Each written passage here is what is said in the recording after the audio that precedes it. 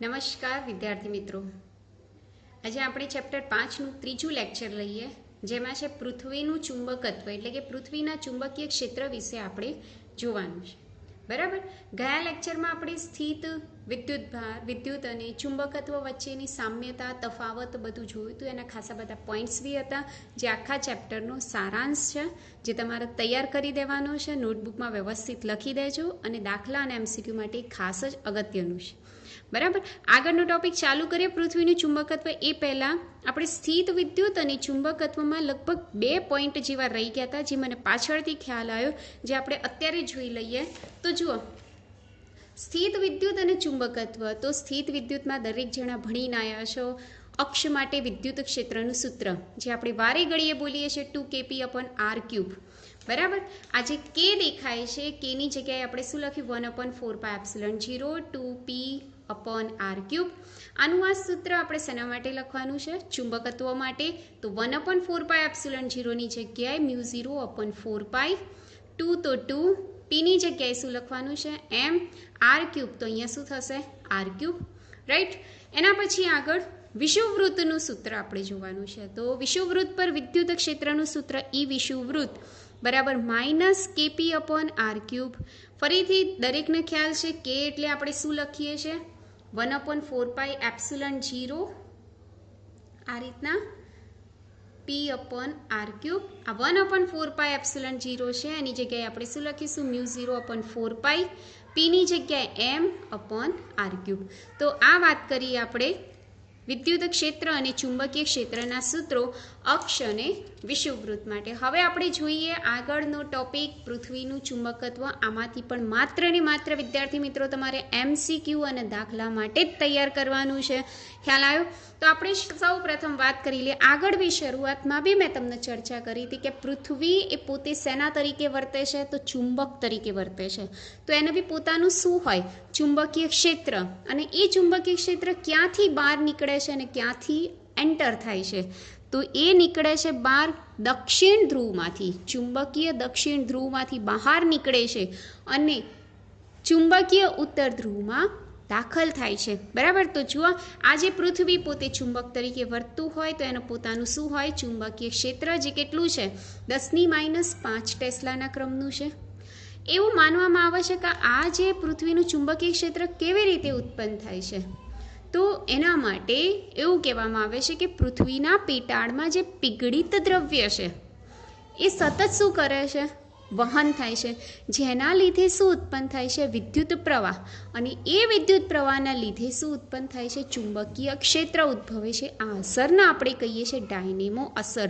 તો જુઓ, અહીંયા લખ્યું છે કે એવું માનવામાં આવે છે કે પૃથ્વીના કેન્દ્રીય ભાગની બહારના વિસ્તારમાં રહેલા પીગળેલ પ્રવાહીની સંવેદિત ગતિના કારણે શું ઉત્પન્ન થાય છે? વિદ્યુત પ્રવાહ, જેથી ચુંબકીય ક્ષેત્ર ઉત્પન્ન થાય છે. આ અસરને આપણે કહીશું ડાયનેમો અસર. પૃથ્વીના કેન્દ્રમાં રહેલા ગજિયા ચુંબકની અક્ષ અને પૃથ્વીની ભ્રમણ અક્ષ વચ્ચે ખૂણો હોય છે, એટલે કે બંને અક્ષ એકબીજા ઉપર સંપાત થયેલા હોતા નથી. બંને વચ્ચે લગભગ કેટલો ખૂણો હોય છે? 11.3 ડિગ્રીનો. આપણે એક પૃથ્વીની કાલ્પનિક આકૃતિ ઉપરથી સમજી શકીએ છીએ. તો જો પૃથ્વીનો આપણે એક શેપ લઈએ, જે આ રીતના ગોળાકાર છે. બરાબર. હવે આ પૃથ્વીમાં ધ્યાનથી જોજો, આકૃતિ ક્યાંની ક્યાં પહોંચે છે. તો આ પૃથ્વીનું કેન્દ્ર, સેન્ટર પોઈન્ટ બતાવી દઈએ. સેન્ટરમાંથી પસાર થતી અક્ષ, આ જે અક્ષ છે એ અક્ષને આપણે કહીશું ભૌગોલિક અક્ષ. કઈ અક્ષ કહીશું આપણે? પૃથ્વીની ભૌગોલિક અક્ષ. હવે આ જે બીજી રેખા પસાર થાય છે, બરાબર, એને આપણે કહીશું ચુંબકીય અક્ષ.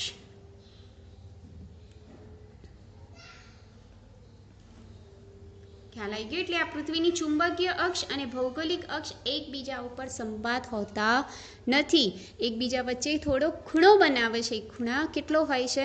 તો 11.3 ડિગ્રીનો હોય છે. બરાબર. હવે એના ધ્રુવોની વાત કરીએ.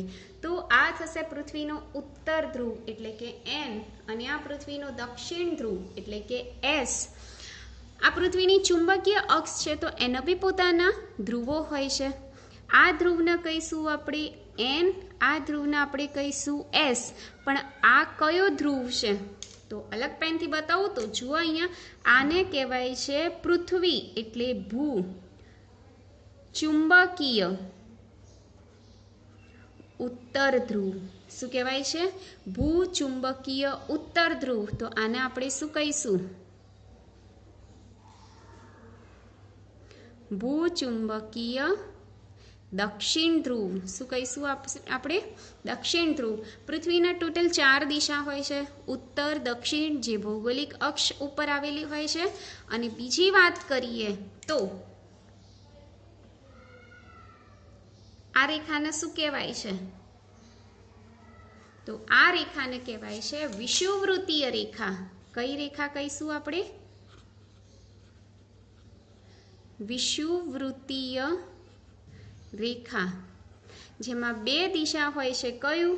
પૂર્વ એટલે કે ઈસ્ટ અને પશ્ચિમ એટલે કે વેસ્ટ. બરાબર. અને એની સાથે એક હજી રેખા પણ હોય છે, એને આપણે કહીશું ચુંબકીય વિષુવ રેખા. ભૂચુંબકીય વિષુવ રેખા.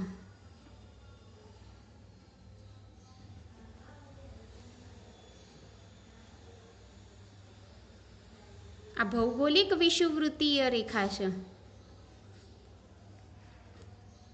તો ટોટલ આપણે અહીંયા 4 અક્ષ બતાવી છે: ભૌગોલિક અક્ષ, ચુંબકીય અક્ષ, ભૌગોલિક વિષુવવૃત્તીય રેખા અને ભૂચુંબકીય વિષુવ રેખા. બરાબર. આપણે 4 દિશા તો બતાવી દીધી: ઉત્તર, દક્ષિણ, પૂર્વ અને પશ્ચિમ. આ ઉપરાંત ચુંબકીય અક્ષના બી 2 ધ્રુવો બતાવ્યા: ભૂચુંબકીય ઉત્તર ધ્રુવ, ભૂચુંબકીય દક્ષિણ ધ્રુવ. આ આકૃતિમાં ખ્યાલ આવ્યો ને દરેકને? હવે જો દેખીતી વસ્તુ છે કે આ ચુંબકનો એટલે કે આ જે ચુંબકીય અક્ષનો જે છેડો ઉત્તર તરફ છે એને આપણે ઉત્તર ધ્રુવ કહીશું, અને જે છેડો દક્ષિણ તરફ છે એને આપણે શું કહીશું? દક્ષિણ ધ્રુવ કહીશું. બરાબર. એટલે એ તો ખબર જ છે દરેકને. બીજું હવે આગળ જુઓ. આ જે ચુંબકીય અક્ષ છે એ નોર્થ સાથે કેટલાનો ખૂણો બનાવે છે અને વેસ્ટ સાથે કેટલાનો અક્ષાંશ બનાવે છે? એટલે અક્ષાંશ અને રેખાંશ જોઈ લઈએ. તો જુઓ, આ જે નોર્થ ધ્રુવ છે, આ દેખાય નોર્થ ધ્રુવ, એ નોર્થ ધ્રુવ સાથે કેટલો અક્ષાંશ બનાવે છે? તો 79.74 ડિગ્રી નોર્થ અક્ષાંશ બનાવે છે અને 71.8 જેટલો રેખાંશ બનાવે છે. ખ્યાલ આવે? એવી જ રીતના દક્ષિણ ધ્રુવ. તો દક્ષિણ ધ્રુવ એ એસ સાથે કેટલો અક્ષાંશ બનાવે છે? તો 79.14 ડિગ્રી જેટલો અક્ષાંશ બનાવે છે અને 180.22 ડિગ્રી જેટલો આની સાથે શું બનાવે છે? રેખાંશ બનાવે છે. એટલે કે આ 4 પોઈન્ટ છે, 4 વેલ્યુ છે, તમારે એમસીક્યુ માટે ખાસ યાદ રાખવાનું. આ જે ઉત્તર ધ્રુવ છે એ ઉત્તર કેનેડામાં ક્યાંક આવેલો છે. ક્યાં આવેલો છે? ઉત્તર કેનેડામાં. એટલે પ્રશ્ન પૂછાય કે ચુંબકીય ઉત્તર ધ્રુવ કઈ જગ્યાએ આવેલો છે? તો આ ઉત્તર કેનેડામાં. અને દક્ષિણ ધ્રુવ ક્યાં આવેલો છે? તો દક્ષિણ એન્ટાર્કટિકામાં આવેલો છે. બરાબર. એટલે આ રીતના તમને પૃથ્વીના ચુંબકીય ક્ષેત્રમાંથી અમુક પ્રશ્નો પૂછી શકે છે. 1 માર્ક્સ માટે તમારે જોવાના. લખાણ તમારે આનું આ જ નોટબુકમાં લખી દેવાનું છે. જોઈ લો. અહીંયા વિડીયો તમે પોઝ કરીને પણ આરામથી આ લખી શકો છો. બરાબર. હવે આગળનો ટોપિક લઈએ. તો આગળના ટોપિકમાં આપણે બતાવવાનું છે 4 શબ્દોની વાત કરી છે. અહીંયા દેખાય છે. અહીંયા ભૌગોલિક મેરિડિયન, મેગ્નેટિક મેરિડિયન, મેગ્નેટિક ડેક્લિનેશન અને ડીપ એંગલ. ખ્યાલ આવ્યો? આ 4 વસ્તુને દર્શાવવા માટે મારે એક અલગથી આકૃતિની જરૂર પડશે, જે પૃથ્વીના શેપવાળી. તો આપણે અહીંયા જુઓ, અહીંયા એક પૃથ્વીનો શેપ બતાવ્યો છે, દેખાય છે દરેકને? ચલો હવે દરેક જણા જો ખ્યાલ હોય તો આ મને કહેજો કે આ જે છે એને આપણે શું બતાવ્યું છે? સેન્ટર પોઈન્ટ બતાવ્યું. આ સેન્ટરમાંથી 2 અક્ષ હું અત્યારે એક અક્ષ પસાર કરું છું. આ જે અક્ષ છે એ અક્ષને કઈ અક્ષ કહેવાય? તો ભૌગોલિક અક્ષ કહેવાય. કઈ અક્ષ કહેવાય? ભૌગોલિક અક્ષ. આ ભૌગોલિક અક્ષ અને પૃથ્વીના રેખાંશમાંથી પસાર થતા ઉર્ધ્વ સમતલને ભૌગોલિક મેરિડિયન કહે છે. શું કહે છે? ભૌગોલિક મેરિડિયન કહે છે. તો ફરીથી અહીંયા વ્યાખ્યા મેં લખેલી જ છે. શું લખ્યું છે કે પૃથ્વીની ભ્રમણ અક્ષ અને રેખાંશ વૃત્તમાંથી પસાર થતા સમતલને ભૌગોલિક મેરિડિયન કહે છે. એટલે એક પોઈન્ટ ખ્યાલ આવી ગયો. બીજો પોઈન્ટ જોઈએ. તો બીજા પોઈન્ટમાં જુઓ, અહીંયા હું ચુંબકીય અક્ષ બતાવું છું આવી રીતે, જે મેં આગળની આકૃતિમાં પણ બતાવ્યું હતું આ રીતે. આને આપણે શું કહીશું? તો ચુંબકીય અક્ષ. આ ચુંબકીય અક્ષમાંથી જે સમતલ પસાર થાય,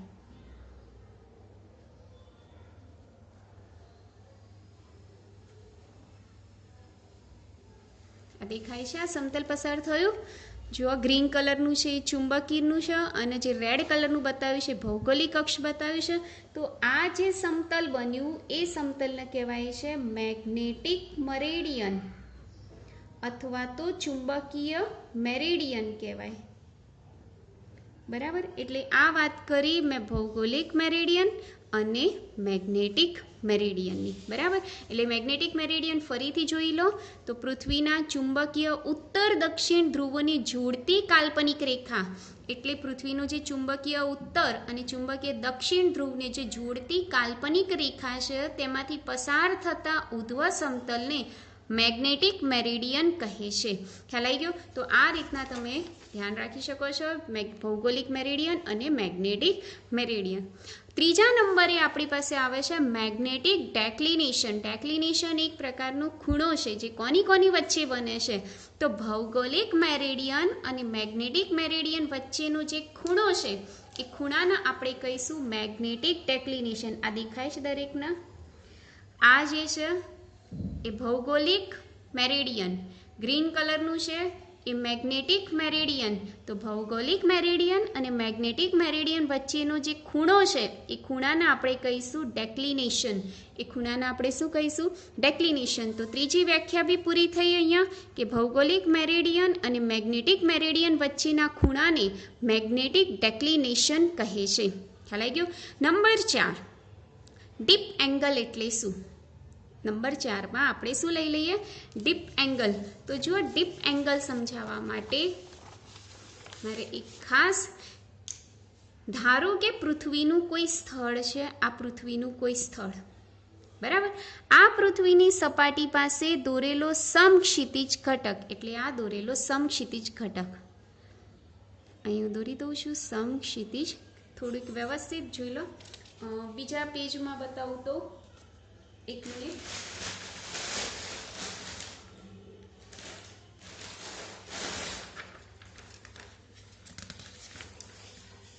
જો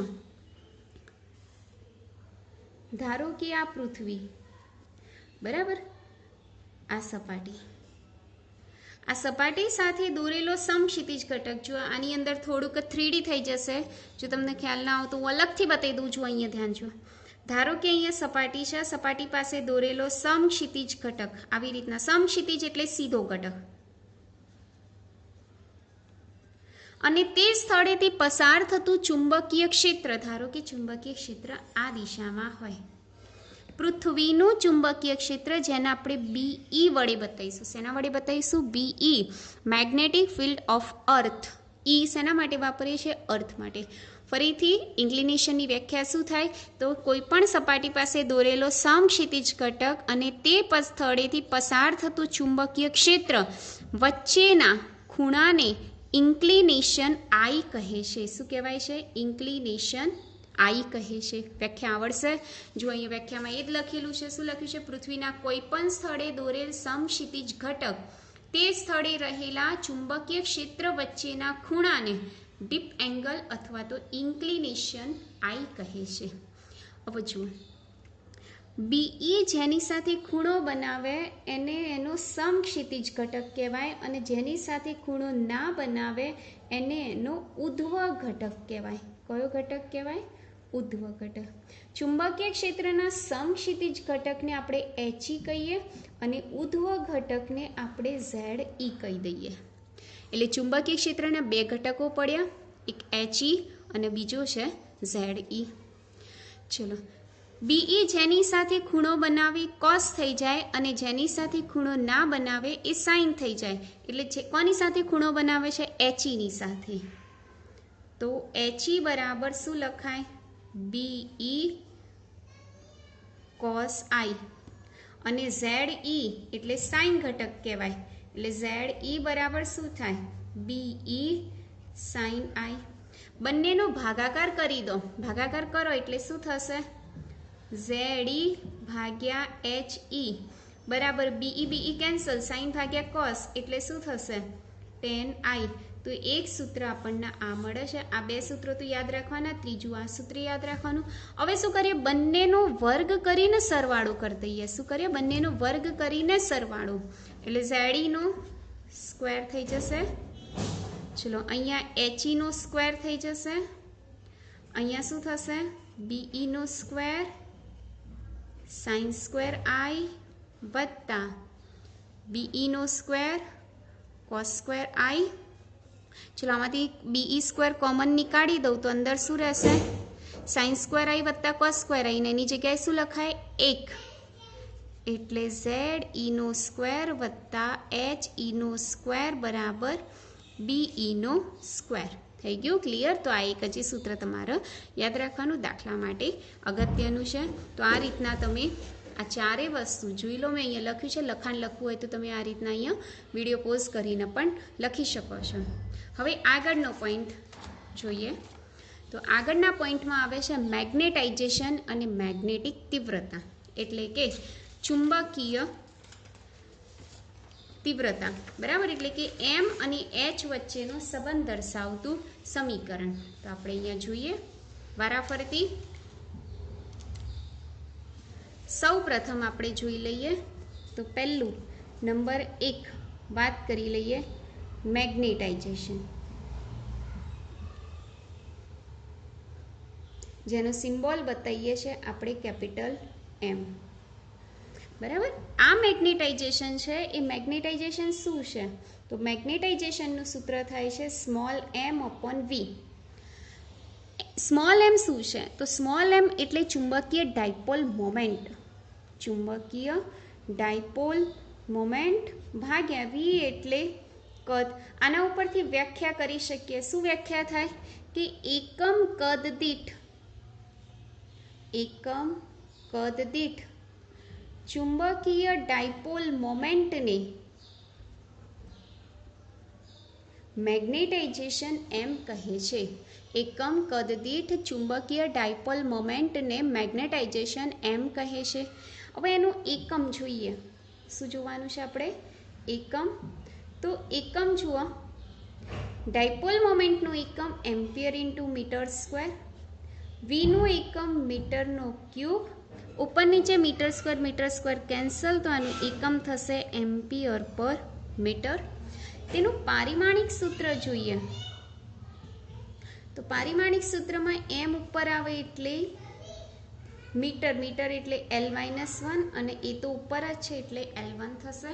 તો આ વાત કરી L-1 E1 એનું પારિમાણિક સૂત્ર. હવે વાત કરીએ મેગ્નેટિક તીવ્રતાની. શેની વાત કરી દઈએ? મેગ્નેટિક તીવ્રતા એટલે કે H ની વાત કરીએ. તો આગળનો ટોપિક આવે છે મેગ્નેટાઇઝેશન અને મેગ્નેટિક તીવ્રતા વચ્ચેનો સંબંધ.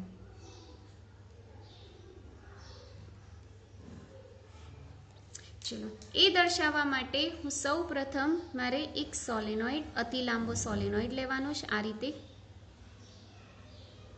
તો જો અહીંયા અતિ લાંબો એક સોલેનોઇડ લીધો છે, જેમાં એકમ લંબાઈ દીઠ આંટાઓની સંખ્યા સ્મોલ n છે અને દરેક આંટામાંથી વહેતો પ્રવાહ કેપિટલ I છે. કેટલો છે?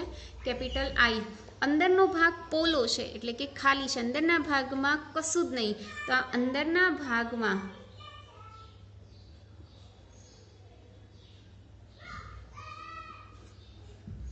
ઉદ્ભવતું ચુંબકીય ક્ષેત્ર, જેને આપણે કહીએ છીએ B0. શું કહીશું આપણે? B0 તો B0 બરાબર થશે μ0 ni. શું લખાય છે? μ0 ni. આજે તમને દેખાય છે ni. આ ni ને કહેવાય છે h. શું કહેવાય છે? h. બરાબર.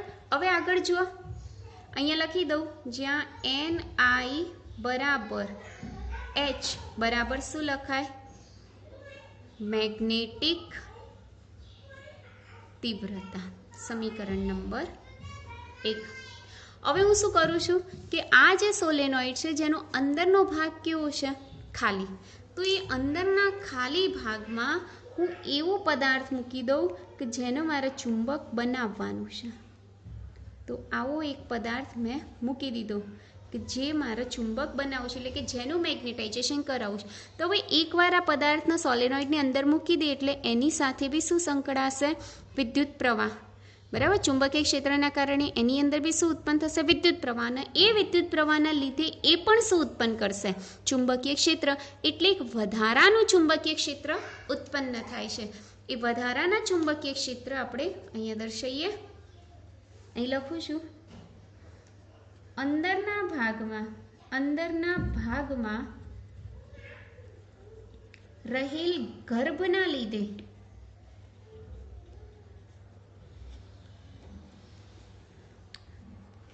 ઉદ્ભવતું વધારાનું ચુંબકીય ક્ષેત્ર BM લખીશું. શું લખીશું? BM. વધારાનું ચુંબકીય ક્ષેત્ર μ0 NIM. શું લખાય? μ0 NIM. સેમ આવી રીતે પણ I ની જગ્યાએ IM, જ્યાં IM ને કહેવાય છે વધારાનો પ્રવાહ. આ જે NIM છે એની જગ્યાએ લખીશું આપણે મેગ્નેટાઇઝેશન M. શું લખીશું? Magnetization M. અહીંયા લખું છું NIM બરાબર M બરાબર મેગ્નેટાઇઝેશન.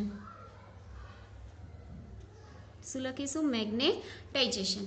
હવે શું કરીશું કે બંનેનો હવે ટોટલ ચુંબકીય ક્ષેત્ર આપણી પાસે સમીકરણ 1 અને સમીકરણ નંબર 2 થઈ ગયું. તો હવે કુલ ચુંબકીય ક્ષેત્ર 1 અને 2 નો શું કરીશું આપણે? સરવાળો. તો અહીંયા લખીશું, આથી સોલેનોઇડની અંદરના ભાગમાં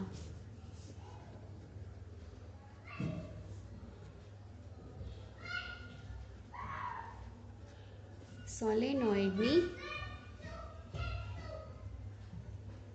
અંદરના ભાગમાં કુલ ચુંબકીય ક્ષેત્ર B બરાબર શું લખાય? B0 વત્તા BM. B0 ની કિંમત મૂકો μ0 H. BM ની કિંમત મૂકો μ0 M. બંનેમાંથી μ0 કોમન કાઢો, અંદર રહેશે H વત્તા M.